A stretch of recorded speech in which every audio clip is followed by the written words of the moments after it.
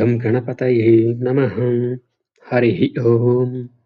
వాల్మీకి రామాయణం బాలకాండలో జనక మహారాజు తన సోదరుడకు కుశధ్వజుని పిలిపించుట, వశిష్ఠుడు ఇక్ష్వాకు వంశ చరిత్రను వివరించుట గురించి చెప్పుకుంటున్నాం.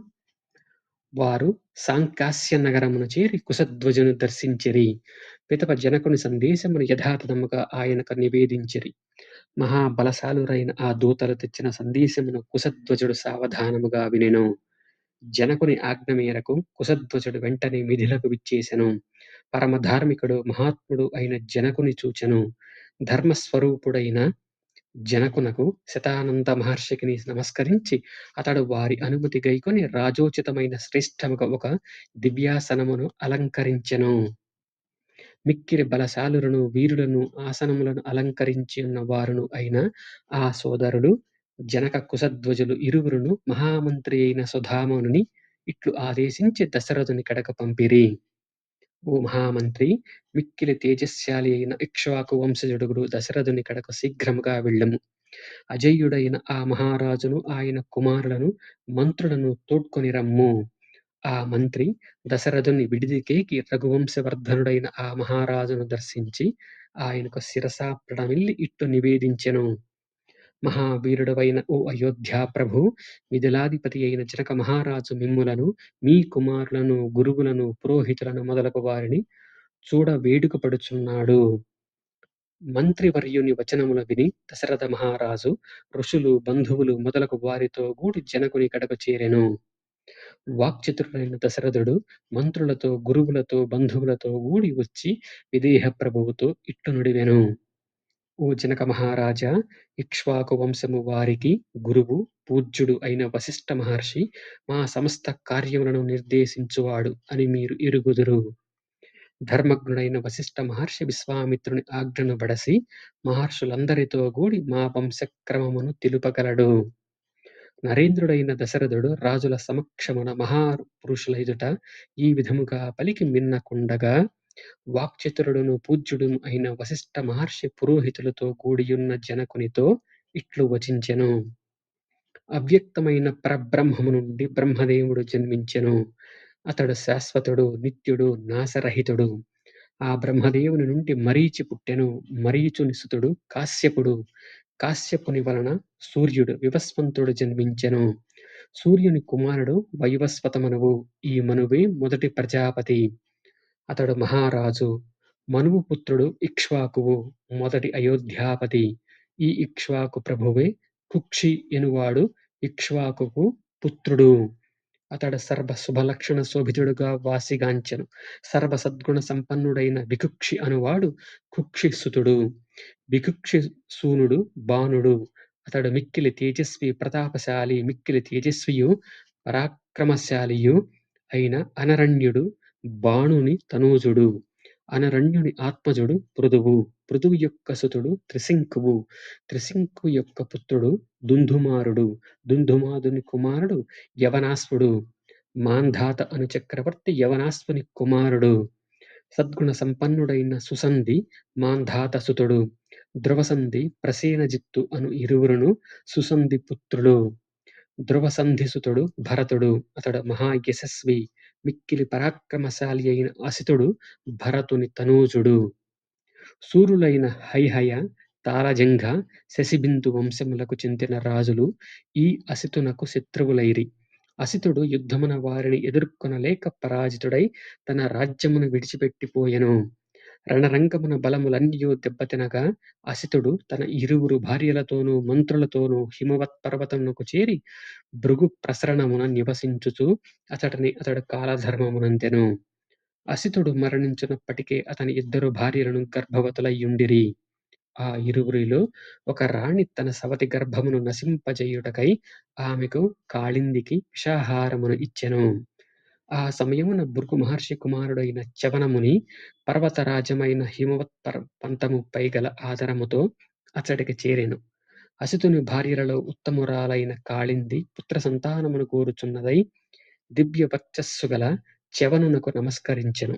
ఆ కాళింది ఆ మహర్షిని శరణజొచ్చి ఆయనకు సేవలు చేయసాగెను. అప్పుడు పుత్ర సంతానమును గోరుచు తనకు సేవలు నడుచుచున్న ఆ రాణితో ఆ విప్రుడిట్టనెను. ఓ పుణ్యాత్మురాలా!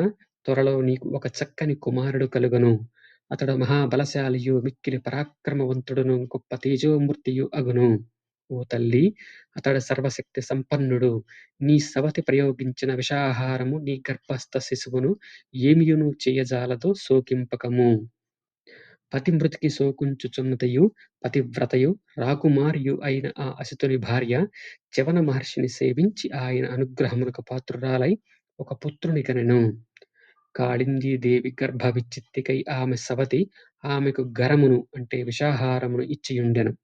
గర విషప్రయోగానంతరము పుట్టినవాడు గావున అతడు సగరుడు అని పేరుతో ప్రసిద్ధికెక్కెను. సగరుని కుమారుడు అంశమంజుడు. ఆయన సుతుడు అంశుమంతుడు. ఆయన పుత్రుడు దిలీపుడు. భగీరథుడు దిలీపుని కుమారుడు. భగీరథుని తనయుడు కుకుస్థుడు. అతని తనూజుడు రఘుమహారాజు. రఘుమహారాజు యొక్క సూనుడు ప్రవృద్ధుడు.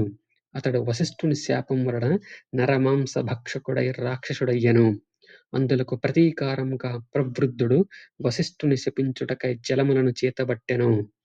భార్య నివారించుటచే ఆ జలములను తన పాదములపై చల్లుకొనుట వలన అతనికి కల్మాషపాదుడు అను పేరు ఏర్పడెను.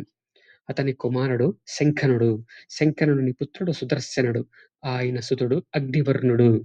అతని తనూజుడు శీఘ్రగుడు. శీఘ్రగుని సూనుడు మరువు. మరువు యొక్క ఆత్మజుడు ప్రసు శుక్రుడు. ఆయన పుత్రుడు అంబరీషుడు. నహుష మహారాజు అంబరీషుని తనయుడు. నహుషుని కొడుకు యయాతి. అతని కుమారుడు నాభాగుడు. ఆయన తనూజుడు అజుడు. అజి మహారాజు పుత్రుడే దశరథుడు. రామలక్ష్మణులు అను సోదరులు ఇరువురును ఈ దశరథ మహారాజు యొక్క తనయులు. ఇక్ష్వాకు వంశ రాజ వంశమున మొదట నుండియు అతి పవిత్రమైనది. ఆ వంశమున జన్మించిన రాజులందరూ పరమధార్మికులు, వీరులు, సత్యసంధులు. ఓ రాజా! ఆ మహావంశ సంజాతులైన ఈ రామలక్ష్మణులకు మీ కుమార్తెలైన సీత, ఊర్మిళను ఇచ్చి వివాహము జరిపించుట ఎంతేని యుక్తము. వంశ వైభవం వలనను సత్గుణ సౌశీల్యము చేతను ఈడు జోడులను బట్టియు ఈ రాజకుమారులను మీ కుమార్తెలను పెండ్లియాడుటకు పరస్పరము తగినవారు. ఈ విధముగా పలుకుచున్న వశిష్ఠ మహర్షికి నమస్కరించి జనకుడు ఇట్లు ప్రత్యుత్తరమిచ్చెను. ఓ మహర్షి! మీకు మంగళమగుగాక. నా మనవిని ఆలకింపుడు. మా వంశము కూడా వాసికెక్కినదే. ఓ మహాముని! సద్వంశజుడు వధువు తండ్రి కన్యాదాన సమయమున తన వంశవృత్తాంతమును పూర్తిగా వివరించుట సమంజసము కదా. దయతో వినుడు. మా వంశమునకు మూల పురుషుడు నిమి మహారాజు. అతడు తన సత్కార్యములచే ముల్లోకములలోనూ ప్రసిద్ధికెక్కినవాడు. మిక్కిలి ధర్మాత్ముడు, పరాక్రమశాలులలో మేటి. అతని కుమారుడు మిథి. అతడే మిథిలా నగర నిర్మాత. మొదటి జనకుడు. ఆయన కుమారుడు ఉదావసుడు. అతని సుతుడు నందివర్ధనుడు. అతడు ధర్మాత్ముడు. నందివర్ధనుని సూనుడు సుకేతుడు. సుకేతుని తనయుడు దేవరాతుడు. అతడు పరమధార్మికుడు, మహాబలశాలి.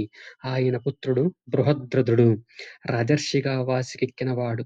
బృహద్రథుని కుమారుడు మహావీరుడు. అతడు శూర శిరోమణి, ప్రతాపశాలి. అతని కుమారుడు సుధృతి.